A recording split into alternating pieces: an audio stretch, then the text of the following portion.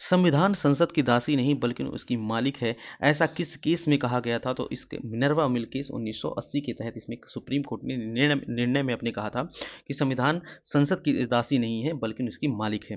तो चलिए शुरू करते हैं। यहाँ पे हम देखते हैं संविधान और संसद के बैलेंस के बारे में थोड़ा सा, लेकिन उसके पहले जान लेते हैं कि जो केंद्र राज्यों के बीच जो शक्ति का बंटवारा किया गया है भारत में, तो जो केंद्र है और राज्य है इसके बीच सेतु के रूप में कौन कार्य करता है? तो ये जो है संविधान कार्य करता है। ठीक है, संविधान कैसे काम करता है कि देखो, केंद्र और राज्य दोनों के लिए शक्ति का विभाजन कर दिया गया है। ठीक है ना, शक्ति का विभाजन किया गया है। हालांकि ये शक्ति का विभाजन पूर्ण शक्ति का विभाजन नहीं है, पूर्णतः शक्ति का विभाजन नहीं है। शक्ति का विभाजन जो है इसमें लचीलापन है। ठीक है, बल्कि संतुलन एवं समन्वय के सिद्धांत को यहाँ पे माना गया है सर। ठीक है, संतुलन एवं समन्वय के सिद्धांत को माना गया है, जैसे कि हमारे इस इमेज में दिख रहा है। ठीक है, इसके बाद अब हम बात करते हैं कि जो केंद्र है और राज्य है, इससे संबंधित जो संसद की शक्ति है उसके बारे में बात करेंगे। तो केंद्र के जो भी नियम कानून बनाता है वो संसद बनाता है। राज्यों के लिए अपनी अपनी विधानसभाएं होती हैं।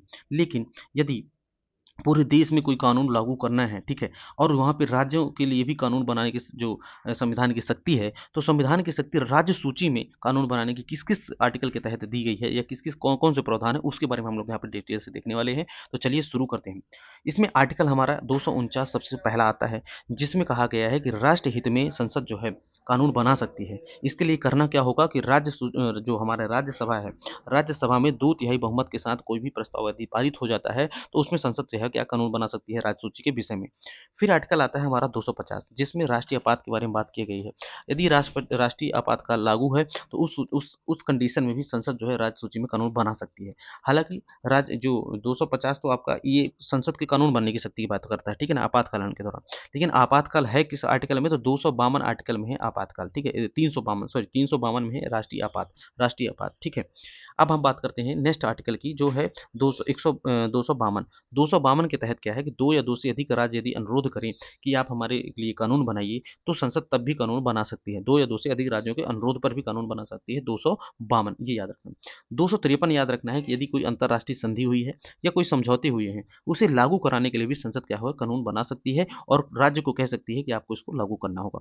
ठीक है, तो ये 4 आर्टिकल हुए। और 5वां आर्टिकल जो अपना है 356 में जो है राष्ट्रपति शासन के संबंध में है कि राष्ट्रपति यदि शासन है, मतलब जब केंद्र में जब केंद्र जो है राज्यों में देखता है, ठीक है, राज्यों में देखता है कि मतलब वहाँ का संवैधानिक तंत्र विफल हो रहा है, या जो संसद के वहाँ नियम लागू नहीं हो पा रहे हैं, या संविधान वहाँ पे मतलब संविधान का पालन नहीं हो पा रहा है, तो संवैधानिक तंत्र की विफलता के आधार पर जो राज्य का राज्यपाल होता है वो राष्ट्रपति को सिफारिश करता है, या राष्ट्रपति अपने से भी अगर उन्हें लगता है तो वहाँ पे वो राष्ट्रपति शासन लगा सकते हैं। ठीक है, राष्ट्रपति शासन लगा सकते हैं, और यदि राष्ट्रपति शासन लग जाता है तो वहाँ पे संसद जो है उसके लिए कानून बना सकती है। फिर बात करते हैं आर्टिकल 248 की। 248 आर्टिकल जो है यहाँ पे केंद्र को अभिष्ट शक्ति दी गई है, अवशिष्ट शक्ति दी गई है कि जो राज्य के संबंध में कानून बना सकता है। ये जो केंद्र को इसी आर्टिकल के तहत कहा जा सकता है कि जो केंद्र को अधिक शक्ति दी गई है ना, पूरे देश में कानून बनाने के लिए। ठीक है, तो ये हमारे कुछ इंपॉर्टेंट आर्टिकल्स है दो, जिसमें संसद जो है क्या कर सकती है कि राज्यों के संबंध में कानून बना सकती है।